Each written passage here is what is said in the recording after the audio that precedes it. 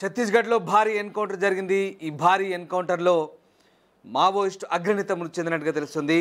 Maoist అగ్రనేత మృతదేహం వద్ద AK-47 ఉన్నట్టుగా గుర్తించారు. అయితే AK-47 సాధారణంగా అగ్రనేతలే వినియోగిస్తున్నట్లు సమాచారం. ఈ నేపథ్యంలో ఎవరో ఒక అగ్రనేత ఈ ఎన్కౌంటర్లు మృతి చెందినట్టుగా తెలుస్తోంది. దీనికి సంబంధించిన నిఘా వర్గాలు ఇంకా పూర్తిస్థాయి సమాచారాన్ని వెల్లడించలేదు. గరియాబంద్ జిల్లాలో పోలీసులు కూంబింగ్ జరుపుతున్నప్పుడు జరిపిన ఎదురుకాల్పుల్లో ఈ మావోయిస్టు అగ్రనేత మృత్యువాత పడ్డట్టుగా తెలుస్తుంది. ఈ నేపథ్యంలో మరి ఎవరు ఆ అగ్రనేత అనేది ఇంకా పూర్తిస్థాయి సమాచారం వెల్లడి కావాల్సి ఉంది. అయితే చనిపోయిన మావోయిస్టు వివరాలు మాత్రం పోలీసులు ఇంకా పూర్తిస్థాయి వివరాలు వెల్లడించలేదు. ఎన్కౌంటర్ కొనసాగుతున్నట్టు భద్రతా దళాలు అయితే చెప్పుకొస్తున్న పరిస్థితి కనబడుతుంది. ఓవైపు కర్రగుట్టల్లో కూంబింగ్ కొనసాగుతున్న వేళ కీలక పరిణామం చోటు చేసుకుంది. ఛత్తీస్గఢ్లోని గరియాబంద్ జిల్లాలో దండకారణ్యంలోని మావోయిస్టుల కదలికలు ఉన్నాయని సమాచారం మేరకు భద్రతా దళాలు స్థానిక పోలీసులతో కలిసి ఇవాళ ఉదయం సెర్చ్ ఆపరేషన్ నిర్వహించారు. ఈ క్రమంలోనే మొదట వారిపై మావోయిస్టులు కాల్పులు జరిపితే భద్రతా దళాలు ఒక్కసారిగా ఫైర్ ఓపెన్ చేశాయి. దీంతో మావోయిస్టు అక్కడిక్కడే మృతి చెందాడు.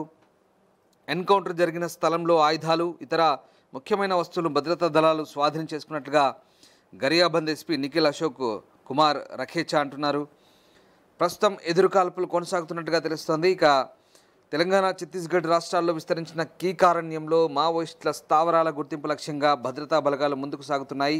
ఆపరేషన్ కగార్లో భాగంగా 12వ రోజు అడవుల్లో జల్లెడ కొనసాగుతుంది. ముఖ్యంగా కర్రగుట్టలపై కేంద్ర బలగాలు డేగ కన్ను వేశాయి. ఈ మేరకు బలగాలకు అవసరమైన ఆహారం, తాగునీరు, ఆయుధాలు, ఐఈడీల నిర్వీర్యానికి అవసరమైన సామాగ్రిని ములుగు జిల్లా వెంకటాపురం కేంద్రంగా సరఫరా చేస్తున్నారు. రక్షణ దళానికి చెందిన హెలికాప్టర్ ద్వారా ఉదయం 7 నుంచి సాయంత్రం 4 గంటల వరకు రవాణా చేశారు. పామునూరు సమీపంలోని ఒక్కడుగుగుట్ట పరిసరాల్లో ఏర్పాటు చేసిన తాత్కాలిక ఫార్వర్డ్ ఆపరేటింగ్ బేస్కి నిల్వలు చేస్తున్నారు. దాదాపు 10 విడతల్లో హెలికాప్టర్లో సామాగ్రిని చేరవేసే క్రమంలో మరో హెలికాప్టర్ రక్షణగా వెళ్తోంది. బేస్ క్యాంప్ కేంద్రంగా పనిచేస్తున్న 1000 మంది CRPF, కోబ్రా, DRG, బస్తర్ ఫైటర్స్కు అవసరమైన నిత్యావసరాలను తరలించినట్టు తెలుస్తోంది. కేంద్ర నిఘా వర్గాలకు చెందిన ఒకరిద్దరు CRPF ఉన్నత స్థాయి అధికారులు కూంబింగ్కు మార్గదర్శకత్వం చేస్తున్నట్టు తెలుస్తోంది. ప్రస్తుతం అడవులు ఆకురాలి జల్లెడకు అనుగుణంగా ఉండడంతో కూంబింగ్ ప్రక్రియ వేగంగా సాగుతోంది.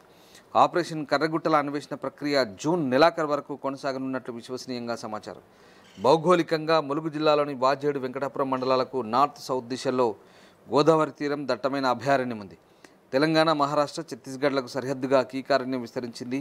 మావోయిస్టులు ఇక్కడ కర్రగుట్టలను స్థావరంగా ఏర్పాటు చేసుకున్నారనే పక్కా సమాచారంతో ఆపరేషన్ కగార్ వేటను చేపట్టింది.